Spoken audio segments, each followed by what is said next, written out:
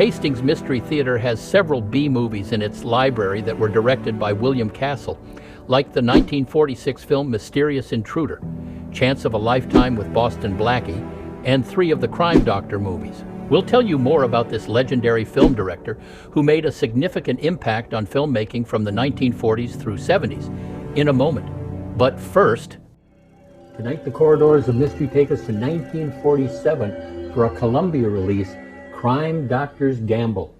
Columbia made 10 Crime Doctor movies between 1943 and 1949.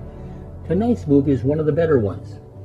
All the Crime Doctor movies starred Warner Baxter, a criminal psychologist whose insights into the criminal mind helps the police solve murders.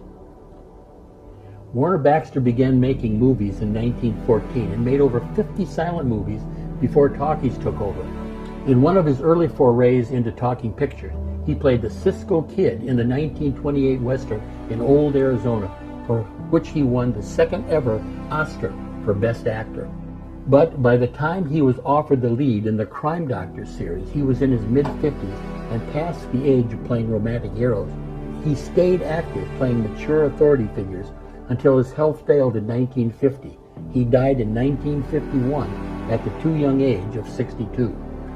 Crime Doctor's Gamble was directed by William Castle more than 10 years before he released upon the world such delightful schlock as The Tingler, House on Haunted Hill, and 13 Ghosts. In the late 50s and early 60s, these movies introduced audience involvement intended to scare the bejesus out of the audience.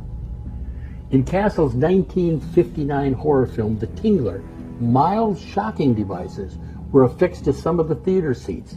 At a suspenseful moment, a narrator suddenly warned us that the Tingler is loose in the theater and your only defense was to scream. Scream for your lives!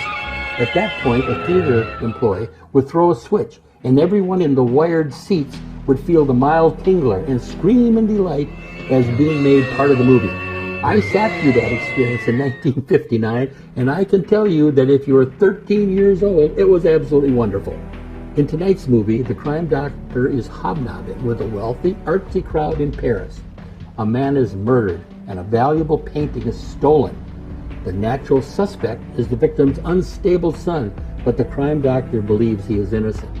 Let's see how the Crime Doctor recovers the stolen painting and reveals the murderer.